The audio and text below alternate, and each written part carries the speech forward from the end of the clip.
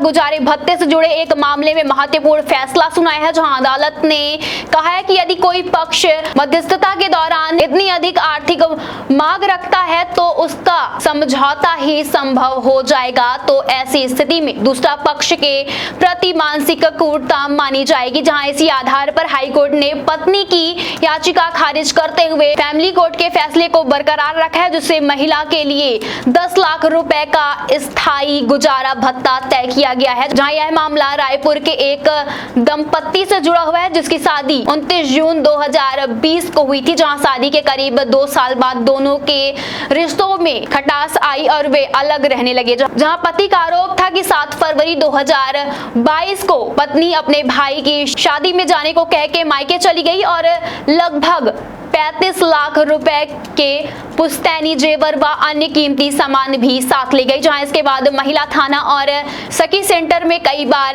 Counselling हुई, लेकिन पत्नी ने ससुराल लौटने से इनकार कर दिया। जहां आखिरकार पति ने फैमिली कोर्ट में तलाक की अर्जी दाखिल कर दी। जहां फैमिली कोर्ट ने दोनों पक्षों की आर्थिक स्थिति और महिला की शैक्षणिक योग्यता को देखते हुए 10 लाख रुपए का एक मुश्त स्थायी भरण पोषण तय किया है। जहां लेकिन पत्नी इस फैसले से संतुष्ट नहीं है और हाई कोर्ट में अपील करते हुए गुजारा भत्ता बढ़ाकर 2 करोड़ रुपए करने की मांग की है। जहां सुनवाई के दौरान हाई कोर्ट ने दोनों पक्षों को समझौते का मौका देते हुए मामले को मध्यस्थता केंद्र भेज दिया है। जहां लेकिन मध्यस्थता के दौरान भी पत्नी अपनी 2 करोड़ रुपए की मांग पर अड़ी रही। जहां पति ने अदालत को बताया है कि उसकी आर्थिक स्थिति इतनी मजबूत नहीं है कि वह इतनी बड़ी रकम दे सके। जहां इसी वजह से समझौता नहीं हो पाया। जहां हाई कोर्ट ने अपने फैसले में कहा है कि जब कोई पक्ष असामान्य और अत्यधिक आर्थिक मांग रखता है, जिससे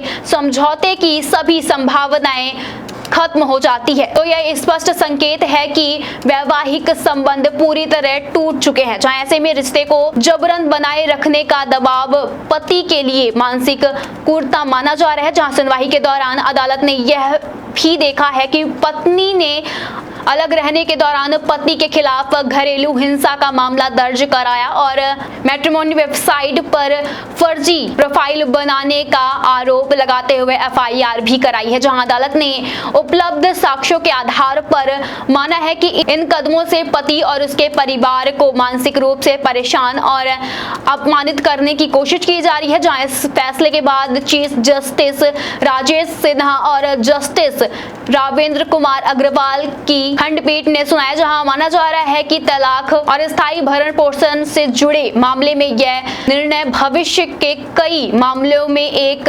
महत्वपूर्ण कानूनी मिसाल बन सकता है।